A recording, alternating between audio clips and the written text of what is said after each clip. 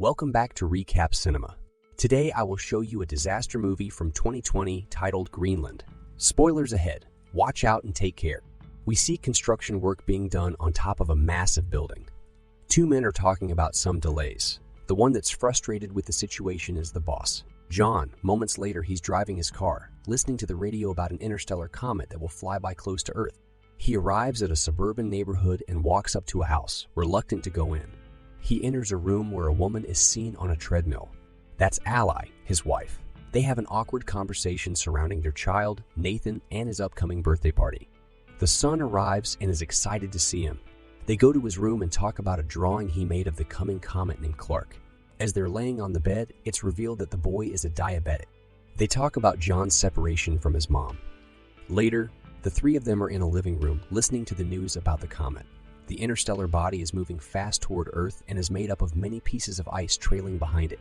That night, he's seen moving back in the house, taking a guest room.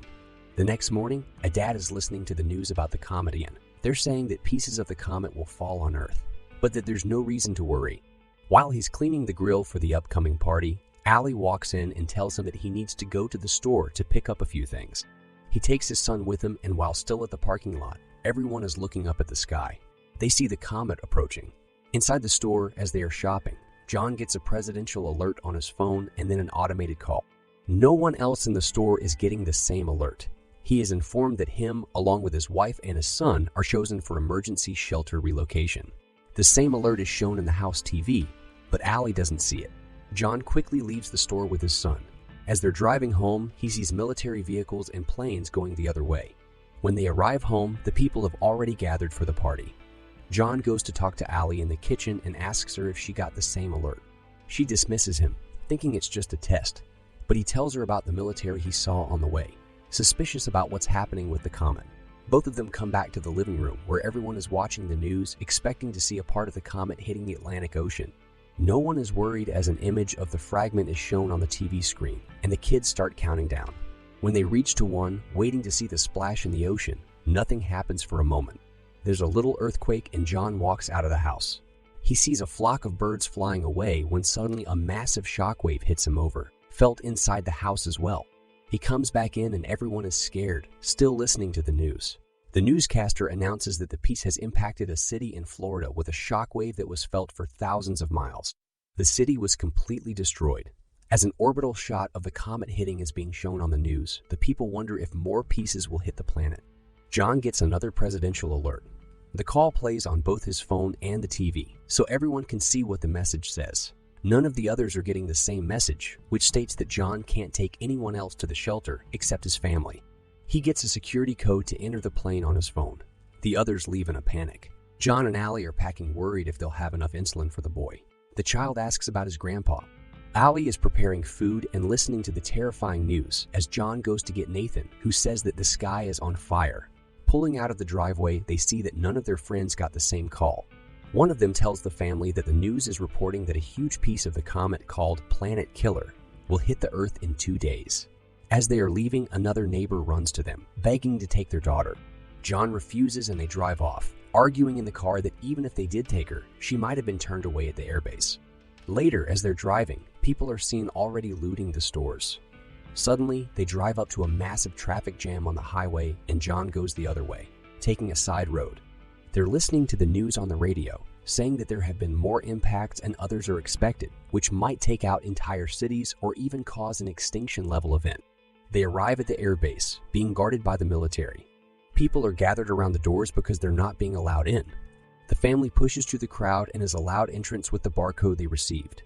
Once inside, they are given wristbands for personal identification and are told to move all their things into one smaller bag. Suddenly, they realize the insulin for Nathan is gone and John goes to take it from the car. Ally goes to tell the soldiers about her husband, but tells them about the boy's diabetes and causes a problem. She's taken to a superior officer that informs her that someone with a chronic condition can't be on the plane. Ally tries to reason with her, but she gets turned down. She and her son get escorted out of the base. Meanwhile, John comes back and is headed toward the planes looking for them, unaware of what is happening. John boards one of the planes that's about to take off and tries to reach Ally, but can't. One of the passengers there sees the insulin and tells him about the rules regarding chronic illnesses. John panics and asks to leave the plane. Suddenly, the base gets breached and the people start shooting toward the military. The plane that John was existing has a fuel leak, so he tells everyone to get out and runs away. The plane explodes and causes a chain reaction. John finds out about his family being rejected as the two of them are already back at the car. Nathan is already low on insulin. The chaos in front of the base continues, so John takes a while to get back at the car too. Once there, he finds a message from Ally that she's taking Nathan to her dad's place, so John goes after them. On the road there, Ally and the boy get to a pharmacy. She checks his blood sugar and they go to find insulin for him. Suddenly, a gang walks inside and starts shooting, killing people all around. They manage to escape and get into a car with some people that will take them part of the way to her dad's. The couple Ally is riding with start acting, strangely very fast. Eventually, they throw her out the car, take her wristband, and drive off with her son, leaving her stranded on the highway. Meanwhile, John is lucky enough to find a ride up north as well. Inside the truck, John sparks a conversation with one of the men, Colin, who tells him that they are headed to Canada, where the driver knows someone that has a plane and can take people to the shelters. Apparently, the military has set up the shelters on Greenland. The man tells him to find his family and meet him in Canada, so they can take one of the planes too. Another one of the people in the truck eyes John's wristband and demands that John gives it to him. But when he refuses, a huge fight unfolds. The fighting causes the truck to swirl and crash, throwing the people from the back out. The fight continues regardless, and John ends up killing the guy. Colin dies in the crash. In the meantime, Allie gets another ride toward the base, where the people that took Nathan are headed. He is still seen riding with them when they get to the airport base. At the first stop, as they're showing the wristbands, the boy tells the soldier that those people are not his parents, and the soldier gets them escorted away, taking him inside. Later, Allie gets there too and tries to find him. From one stop to another, from one medical unit to another. She finally finds him and she's informed that he's been given insulin. The nurse says she'll help Ally find a military transport to her father's city and that she will stock her with medicine for Nathan. John breaks into a house for some water and food. He checks the news immediately, only to see that the main impact is expected in just under 24 hours. He finds keys to the family's car and takes it, getting to Allie's dad fast. He finds him playing cards with his buddies, asking about his daughter. They decide to put their differences aside and work together to find her and Nathan. Meanwhile, the two of them arrive at a gas station and call the house. John and her father go to pick them up, and the family is finally back together. All of them get back to the house and see that the information John got about the shelters was true. He convinces Allie that they should go to Canada and try their luck, so they prepare for the journey there. Unfortunately, they can't convince Allie's father to join them. Suddenly, a giant piece of the comet falls nearby, prompting them to go immediately. Allie's father gives John a gun and says his goodbyes, staying behind as they drive away. John and Allie reconnect during the drive, promising to stay together. They stop for a blockade along the road when debris from the comet starts falling all around them.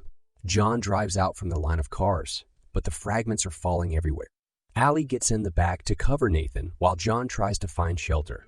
They stop near a bridge where others hide as well, but John runs off to help a man out of a burning car. Later that night, they continue their journey and pass into Canada. While searching for the airport, they listen to the radio and discover that they don't have much more time until the biggest part of the comet hits Earth and destroys more than 75% of all living things. As they drive, they see one plane getting air and another almost taking off, so they chase after the second one. John stops the plane by driving right in front of it. The pilot is reluctant to take them in, since he is already at full capacity, but they succeed in convincing him. John has a dream about better times, and when he wakes up, they're approaching Greenland. The place seems unaffected by the comet until a moment later, a fragment impacts the water and creates a shock wave that hits the plane. Both engines are failing as the pilot tries to keep the plane in the air. They glide through the air, landing smoothly, but hit the glacier. The pilots are pinned on impact, but John isn't able to help them.